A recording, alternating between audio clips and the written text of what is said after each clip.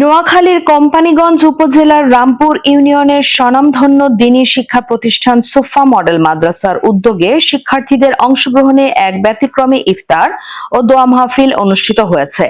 উপজেলার পর্যটন স্পট গুচ্ছগ্রাম সংলগ্ন নদীর পাড়ে প্রাকৃতিক মনোরম পরিবেশে এ আয়োজন করা হয়। আবাসিক শিক্ষার্থী ও আমন্ত্রিত অতিথিদের অংশগ্রহণে ইফতার মাহফিলটি এক ভিন্ন আমেজ সৃষ্টি করে। নদীর শান্ত ঢেউ আর বিকেলের নির্মল বাতাসে শিক্ষার্থীরা প্রকৃতির সান্নিধ্যে ইফতারের পূর্ব মুহূর্তগুলো উপভোগ করেন।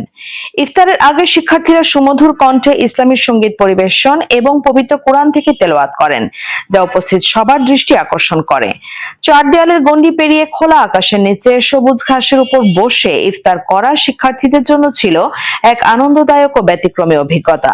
মাদ্রাসার প্রিন্সিপাল মাওলানা আনোয়ার হোসেনের নেতৃত্বে এবং শিক্ষকদের নিবিড় তত্ত্বাবধানে পুরো আয়োজনটি সুশৃঙ্খলভাবে সম্পন্ন হয়।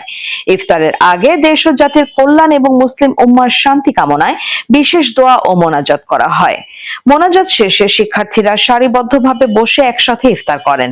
মাদ্রাসার প্রিন্সিপাল মাওলানা আনোয়ার হোসেন বলেন, শিক্ষার্থীদের যান্ত্রিক জীবন থেকে কিছুটা মুক্ত পরিবেশে ইসলামের শিক্ষা ও প্রকৃতির মহিমা অনুভব করানোর লক্ষ্যেই এই ব্যতিক্রমী আয়োজন করা হয়েছে। স্থানীয় সচেতন মহল মনে করেন, এমন আয়োজন শিক্ষার্থীদের মানসিক বিকাশে ইতিবাচক ভূমিকা রাখবে।